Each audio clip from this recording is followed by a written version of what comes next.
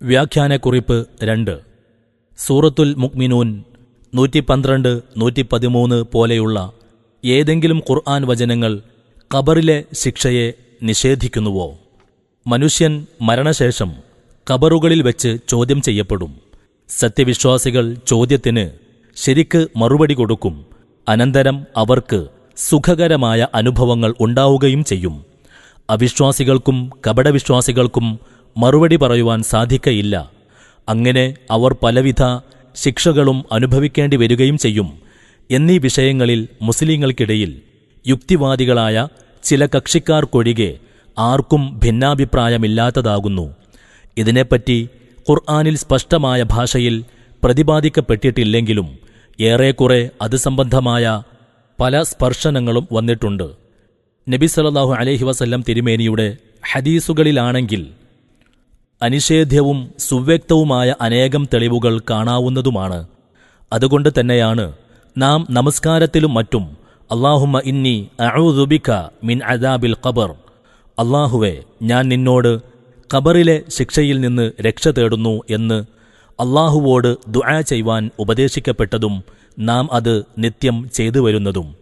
ഖബറിലെ ശിക്ഷയെ നിഷേധിക്കുന്ന കൂട്ടർ ഖുർആനിൽ നിന്ന് തങ്ങൾക്ക് തെളിവായി എടുത്തുകാട്ടുന്ന ഒരു ആയത്ത് സൂറത്തു യാസീൻ 52-ാം വചനമാണ്. സൂറിൽ അഥവാ കാഹളത്തിൽ ഊതപ്പെട്ട് ജനങ്ങളെല്ലാം പുനരെഴുന്നേൽപ്പിക്കപ്പെടുമ്പോൾ അവിശ്വാസികൾ യാ വൈലന മൻ ബഅസനാ മിൻ മർഖദിന, ഞങ്ങളുടെ നാശമേ, ഞങ്ങൾ ഉറങ്ങുന്നിടത്ത് നിന്ന് ഞങ്ങളെ ആരാണ് എഴുന്നേൽപ്പിച്ചത് എന്നു പറയുമെന്ന് ആ ആയത്തിൽ അല്ലാഹു പറഞ്ഞിരിക്കുന്നുവല്ലോ.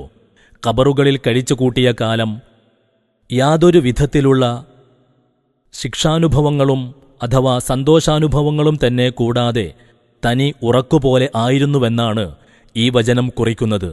അതുകൊണ്ട് ഖബറിൽ വെച്ച് ശിക്ഷയോ സുഖാനുഭവമോ ഉണ്ടാകുമെന്നു പറയുന്നത് ശരിയല്ല എന്നാണിവരുടെ വാദം. മറ്റൊന്ന്, സൂറത്തുൽ മുഅ്മിനൂൻ 112, 113 വചനങ്ങളിലെ ആശയം ഉൾക്കൊള്ളുന്ന സൂറത്തു ബനു ഇസ്രായേൽ വചനം 51, സൂറത്തു യൂനുസ് വചനം 45, സൂറത്തു ത്വാഹ വചനം 103, സൂറത്തു റൂം വചനം 55, സൂറത്തുൽ അഹ്ഖാഫ് വചനം 35, സൂറത്തു നാസിആത്ത് വചനം 46 മുതലായ ഖുർആൻ വചനങ്ങളാകുന്നു. ഖിയാമത്ത് നാളിൽ പുനരെഴുന്നേൽപ്പിക്കപ്പെടുന്നതിന് മുമ്പ് തങ്ങൾ എത്രകാലം കഴിച്ചുകൂട്ടിയിട്ടുണ്ടെന്ന് തിട്ടപ്പെടുത്തുവാൻ മരണപ്പെട്ടവർക്ക് കഴിയുകയില്ലെന്ന് ഈ വചനങ്ങളിൽ നിന്ന് വ്യക്തമാകുന്നു. ആകയാൽ അവർ അതേവരെ ശിക്ഷയോ മറ്റോ കൂടാതെ നിദ്രയിൽ കിടക്കുകയായിരുന്നുവെന്ന് മനസ്സിലാക്കേണ്ടതാണെന്നാണ് ഇവർ വാദിക്കുന്നത്. ഈ വാദങ്ങൾക്കെതിരായി വരുന്നതും ഖബറിലെ ചോദ്യം, ശിക്ഷ മുതലായവയെ സ്ഥാപിക്കുന്നതുമായ ഹദീസുകളെ ഇവർ അവഗണിക്കുക മാത്രമല്ല, പരിഹാസേന പുറംതള്ളുകയും ചെയ്തു വരുന്നു. വാസ്തവത്തിൽ ഖുർആന്റെ പ്രസ്താവനകളിൽ നിന്നു തന്നെ ഇവരുടെ വാദം തികച്ചും തെറ്റാണെന്ന് നിഷ്പക്ഷ ബുദ്ധിയോടെ പരിശോധിക്കുന്ന ആർക്കും മനസ്സിലാക്കാവുന്നതാണ്. ഖിയാമത്ത് നാളിലെ അതിഭയാനകങ്ങളായ അനുഭവങ്ങളും പരലോക ജീവിതത്തിന്റെ അറ്റമില്ലാത്ത ദൈർഘ്യവും കാണുമ്പോൾ അതിന്റെ മുമ്പ് തങ്ങൾക്ക് കഴിഞ്ഞുപോയിട്ടുള്ള കാലത്തെയും അനുഭവങ്ങളെയും അതെത്ര ക്ലേശകരമോ സന്തോഷകരമോ നീണ്ടുനിന്നതോ ആയിരുന്നു കൊള്ളട്ടെ, അവർ അഥവാ കുറ്റവാളികളായുള്ളവർ തൃണവൽക്കരിക്കുകയും നിസ്സാരമായി കാണുകയും ചെയ്യുന്നു. അഥവാ പരലോകത്തിലെ കഠിന യാതനകളനുഭവിച്ചു വരുന്ന ആ ഘട്ടത്തിൽ അവർക്ക് അതിനെപ്പറ്റി തിട്ടമായൊന്നും പറയുവാൻ സാധ്യമാകാതെ വരുന്നു. പരലോകാനുഭവങ്ങളെ അപേക്ഷിച്ച് അത് കേവലം ഉറങ്ങിക്കിടക്കുന്ന അവസ്ഥ പോലെ മാത്രമാണെന്ന് അവർക്ക് തോന്നിപ്പോകുകയും ചെയ്യുന്നു. ഇതാണ് വാസ്തവത്തിൽ സംഭവിക്കുന്നത്. അല്ലാതെ മരണശേഷം പുനർജീവിത സമയം വരെ അവർ ഉറങ്ങിക്കിടക്കുകയായിരുന്നുവെന്നും അതുകൊണ്ടാണ് അവർക്ക് അതിനു മുമ്പ് കഴിഞ്ഞ കാലത്തെക്കുറിച്ച് സൂക്ഷ്മമായി ഒന്നും അറിയാതിരുന്നതെന്നും അല്ല ആയത്തുകളുടെ ഉദ്ദേശ്യം. കാരണം 1. പുനരുദ്ധാനത്തിന് മുമ്പ് തങ്ങൾ കഴിച്ചുകൂട്ടിയിട്ടുള്ള കാലം എത്രയാണെന്ന് പറയുവാൻ കഴിയാതെ വരുന്നതും അത് അല്പകാലം മാത്രമായിരുന്നുവെന്ന് മറുപടി പറയുന്നതും അവിശ്വാസികളും കുറ്റവാളികളുമായ ആളുകളാണെന്ന് ഖുർആന്റെ പ്രസ്താവനകളിൽ നിന്ന് തന്നെ മനസ്സിലാക്കാം. ചില ആയത്തുകളിൽ അത് വ്യക്തമായി തന്നെ പറഞ്ഞിട്ടുണ്ട്. മറ്റു ചിലതിൻ്റെ മുമ്പും പിമ്പും പ്രസ്താവിച്ചിട്ടുള്ള സംഗതികളിൽ നിന്നും അത് ഗ്രഹിക്കുവാൻ കഴിയും. സൂറത്തു റൂം 55, 56 വചനങ്ങളിൽ ഈ വസ്തുത വളരെ സ്പഷ്ടമായ ഭാഷയിൽ തന്നെ അള്ളാഹു പ്രസ്താവിക്കുന്നത് നോക്കുക. വയൗമ തഖൂമു സ്സാഅതു യുഖ്സിമുൽ മുജ്രിമൂന മാ ലബിസൂ ഗൈറ സാഅത്തിൻ കദാലിക കാനൂ യുഫകൂൻ വഖാല അല്ലദീന ഊതുൽ ഇൽമ വൽ ഈമാന ലഖദ് ലബിസ്തും ഫീ കിതാബില്ലാഹി ഇലാ യൗമിൽ ബഅസ് ഫഹാദാ യൗമുൽ ബഅസി വലാകിന്നകും കുൻതും ലാ തഅലമൂൻ. അന്ത്യസമയം, ലോകാവസാനഘട്ടം നിലനിൽക്കുന്ന ദിവസം കുറ്റവാളികൾ സത്യം ചെയ്തു പറയും, അവർ ഒരു നാഴിക നേരമല്ലാതെ താമസിച്ചിട്ടില്ല എന്ന്. അപ്രകാരമാണ് അവർ സത്യത്തിൽ നിന്ന് തിരിക്കപ്പെട്ടിരുന്നത്. അറിവും സത്യവിശ്വാസവും നൽകപ്പെട്ടവർ പറയും, നിങ്ങൾ അള്ളാഹുവിൻ്റെ ഗ്രന്ഥത്തിൽ നിശ്ചയപ്രകാരം പുനരുദ്ധാന ദിവസം വരേക്കും തീർച്ചയായും താമസിച്ചിട്ടുണ്ട്. ഇപ്പോഴിതാ പുനരുദ്ധാന ദിവസമാണ്, പക്ഷേ നിങ്ങൾ അറിയാതിരിക്കുകയായിരുന്നു. കുറ്റവാളികളാണ് ഖിയാമത്ത് നാളിൽ ഇപ്രകാരം പറയുകയെന്നും സത്യവിശ്വാസികൾ അവരുടെ തെറ്റു തിരുത്തുകയാണ് ചെയ്യുന്നതെന്നും ഇതിൽ നിന്ന് സ്പഷ്ടമാണല്ലോ. മരണപ്പെട്ടവരെല്ലാം അതേവരെ ഉറങ്ങിക്കിടക്കുകയായിരുന്നതുകൊണ്ടാണ് അങ്ങനെ പറയുന്നതെങ്കിൽ ഇക്കാര്യത്തിൽ സത്യവിശ്വാസികളും അവിശ്വാസികളും തമ്മിൽ വ്യത്യാസം ഉണ്ടാകുവാൻ പാടില്ലല്ലോ. അവിശ്വാസികൾ നരകത്തിങ്കൽ പ്രദർശിപ്പിക്കപ്പെടുന്ന ദിവസം അവരുമായുണ്ടാകുന്ന ചോദ്യോത്തരങ്ങളും മറ്റും ഉദ്ധരിച്ചുകൊണ്ട് സൂറത്തുൽ അഹ്ഖാഫ് 35-ാം വചനത്തിൽ അള്ളാഹു പറയുന്നു, അവരോട് താക്കീത് ചെയ്യപ്പെടുന്നതിനെ അഥവാ ശിക്ഷയെ അവർ കാണുന്ന ദിവസം പകലിൽ നിന്നുമുള്ള ഒരു നാഴിക സമയമല്ലാതെ അവർ മുമ്പ് കഴിച്ചുകൂട്ടിയിട്ടില്ലാത്തതുപോലെയിരിക്കും. കഅന്നഹും യൗമ യറൗന മാ യുഅദൂന ലം യൽബസൂ ഇല്ലാ സാഅത്തം മിൻ നഹാർ. കുറ്റവാളികളും അവിശ്വാസികളുമായുള്ളവർ പരലോക ശിക്ഷ കാണുമ്പോഴുണ്ടാകുന്ന പരിഭ്രമവും ഭയവും നിമിത്തം ഐഹിക ജീവിതകാലം എത്രയായിരുന്നുവെന്ന് അവർക്ക് തിട്ടപ്പെടുത്തി പറയുവാൻ കഴിയാതെ വരികയും അത് കേവലം ഒരു നാഴിക സമയം മാത്രമേ ഉണ്ടായിട്ടുള്ളൂവെന്ന് അവർക്ക് തോന്നിപ്പോകുകയുമാണ് ചെയ്യുന്നതെന്ന് ഈ ആയത്തുകളിൽ നിന്ന് ആർക്കും മനസ്സിലാക്കാം.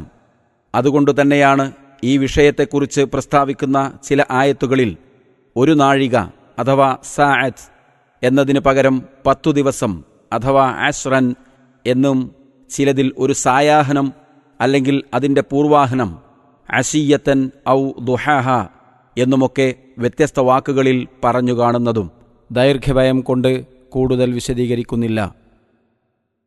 2.